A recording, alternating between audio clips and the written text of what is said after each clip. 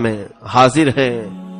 تھوڑی دیر کے لیے آپ توجہ کریں گے تو میں آپ کو اجمیر معلیٰ پہنچا دوں گا اور تصور میں تمہیں غریب نواز کا روضہ مبارک نظر آ جائے گا. اور ہم صرف اجمیر نہیں، ان کے آبائی وطن پہنچتے ہیں جہاں سرکار غریب نواز رضی اللہ تعالیٰ عنہ کی ولادت باسعادت ہوئی. سنجر کا وہ علاقہ غریب نواز کے والد گرامی سید غیاث الدین رضی اللہ تعالیٰ اور ان کی والدہ بی بی ام الورا دونوں حافظ قرآن تھے، دونوں عالم تھے، ماں بھی اور باپ بھی. اور یہ تقریباً 537 ہجری کے قریب کا کچھ واقعہ ہے. سنجر کا علاقہ مشہور تھا، پورے کے پورے علاقے میں جو لوگ رہتے تھے وہ کوئی ایسا نہیں تھا جو تہجد نہ پڑھتا.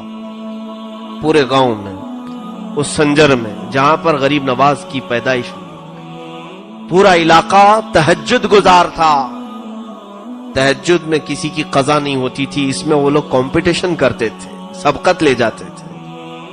ایک رات ایسی آئی 13 رجب المرجب، تاریخ یہ بتائی گئی ہے، 13 رجب کی تاریخ تھی اور آسمان پر آدھی رات میں ہی سفیدی ظاہر ہو گئی. اور اتنی سفیدی سی آئی کہ لوگوں کو گمان ہونے لگا کہ صبح صادق ہو چکی. صبح کی سفیدی جیسے نمودار ہوتی ہے، آدھی رات میں ہی سفیدی ظاہر ہوئی. تو جس کی آنکھ کھلی وہ بے ساختہ دوڑتا ہوا باہر آیا کہ ہائے میری تہجد قضا ہو گئی. سوئے ہوئے تھوڑی سی آنکھ کیا لگی کہ آنکھ کھلی تو دیکھا روشنی ہے، اور جب صبح کی روشنی آ گئی تو تہجد کا وقت ختم ہوا. سنجر کے علاقے میں یہ خبر پھیلی اور جتنے متہجد تھے، جتنے تہجد گزار تھے، سبوں کو ظاہر سی بات ہے وہ بزرگوں کا تال میل بہت اچھا تھا کہ ایک عبادت کرتا تو دوسرے کو اٹھا بھی دیتا تھا، دوسرے کو تعاون بھی کرتا تھا. سارے لوگ جمع ہونا شروع ہو گئے کہ کیا حال ہے، کیا حال ہے. اس میں موجود کئی عمر دراز بزرگوں نے کہا ہمیں تو نہیں لگتا کہ ہم سے غفلت ہوئی، لیکن یہ اجالا کچھ اور بتا رہا ہے. وہ سب سنجر کی جامع مسجد کے قریب پہنچے تو دیکھا جامع مسجد کے خلف میں قریب میں ایک گھر پر آسمان سے جھما جھم نور کی روشنی برس رہی ہے، نورانی قندیل لٹکی ہوئی ہے. اور وہ گھر پتہ کرنے پر معلوم ہوا کہ حضرت غیاث الدین رضی اللہ تعالیٰ عنہ کا گھر ہے، بی بی ام الورا کا گھر ہے. تو کئی تہجد گزار بزرگ وہاں پر جمع ہوئے کہ آدھی رات میں اجالا اور ان کے گھر سے اجالا. ابھی یہ سب کشمکش میں تھے کہ غیاث الدین کا دروازہ کھلا، ایک دایا باہر آئی اور معین الدین کی ولادت کی خوشخبری سنائے. حسن چشتی رضی اللہ تعالیٰ عنہ غریب نواز کی ولادت کی تاریخ میں لکھا گیا ہے آدھی رات میں پورا سنجر روشن تھا. رات آدھی ہے اور تہجد پڑھنے والے اس گمان میں آ گئے تھے کہ صبح ہو گئی اور ہماری تہجد قضا ہو گئی. لیکن پتہ کرنے پر، جانکاری حاصل کرنے پر یہ معلوم ہوا کہ یہ نہ صبح ہوئی ہے نہ سفیدی ہوئی ہے، بلکہ یہ کوئی اور صبح معین الدین لے کر کے آیا ہے. کفر کے ظلمات میں، شرک کے اندھیریوں میں معین الدین نام کا ایک چہرہ ایسی سفیدی لایا ہے کہ یہ سفیدی اب وہاں سے نکلی تو ہندوستان میں آئی. اور ہندوستان میں بھی جب وہ آئے تھے یقیناً یہاں بھی بہت اندھیرا چھایا ہوا تھا، کفر کا اندھیرا، شرک کا اندھیرا، جادو کا اندھیرا، بدعات کا اندھیرا، خرافات کا اندھیرا. لیکن جیسے ہی یہ چاند طلوع ہوا انہی اندھیریوں میں خوب 90 لاکھ کو روشن بھی کر گیا.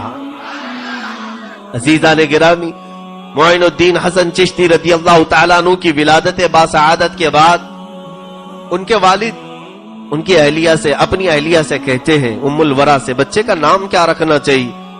ام الورا کہتی ہیں مشورہ چل رہا تھا شوہر بیوی میں، پہلا بچہ ہے تو ماں کہتی ہے سرکار غریب نواز کی ہمیں مشورے کی ضرورت نہیں، بلکہ میں اس بچے کے حمل کے دوران کئی بڑے مشائخ کو خواب میں دیکھا ہے اور انہوں نے مجھے مبارکبادی دیتے ہوئے کہا ہے کہ تیرا پیٹ حسن ہو، تیرا مولود حسن ہو۔ حسن کا مطلب ہوتا ہے خوبصورت، جمال والا۔ تو یہ مشائخ نے میرے حمل کے دوران مجھے رات میں کئی ایسی خوشخبریاں سنائی تھی کہ تیرا پیٹ، تیرا شکم حسن ہو اور تجھ سے پیدا ہونے والا حسن ہو۔ حسن کا مطلب خوبصورتی، تو کیوں نہ ہم ان مشائخ کی اسی بشارت پر بچے کا نام حسن رکھتے ہیں۔ اور پھر جب ان دونوں نے حسن نام رکھا تو غیب سے ندا آنے لگی حسن معین الدین، حسن معین الدین، یعنی یہی حسن ہے جو دین کی مدد کرے گا۔ معین کا مطلب ہوتا ہے مدد کرنے والا۔ اب یہ بچپن کی آپ کی ولادت کے بعد پرورش جو ہوئی، اب اس میں بتانے کی چندہ ضرورت نہیں، آپ کو میں بات بتا دوں۔ سرکار غریب نواز رضی اللہ تعالیٰ عنہ آل رسول ہے، سیدہ کائنات فاطمۃ الزہرا رضی اللہ تعالیٰ عنہ کی آل، جو حضرت امام حسین اور حضرت امام حسین رضی اللہ تعالیٰ عنہ سے امام زین العابدین، یہ جو سلسلہ چلا ہے، اور سیم ٹو سیم سلسلہ جو غوث پاک کا ہے وہی سلسلہ سرکار غریب نواز کا ہے، سیم۔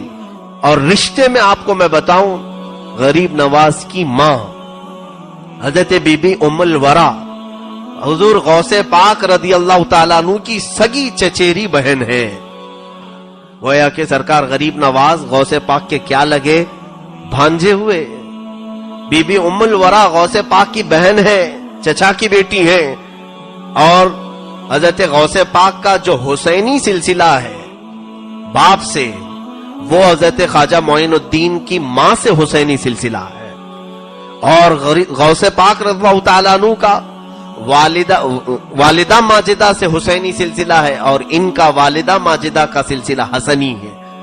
دونوں میں اتنی مشابہت ہے کہ وہ حسنی اور حسینی سید ہیں، اور یہ بھی حسنی اور حسینی سید ہیں، نجیب الطرفین ہیں۔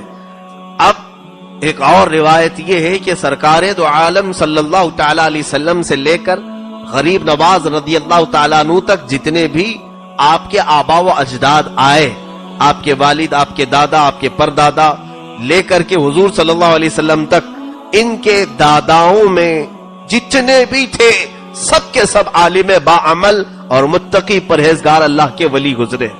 اس میں سے ایک بھی کوئی عام آدمی نہیں ہے، ہر ایک اپنے وقت کا قطب ہے۔ ظاہر سی بات ہے حضور پاک صلی اللہ تعالیٰ علیہ وسلم کی وہ امانت جس گھر میں قطبوں کے ذریعے سے، اقطاب کے ذریعے سے آئی ہو، تو پھر اس کی تربیت کس شان سے ہو رہی ہوگی۔ آپ بچپن میں ہی حافظ قرآن بنے۔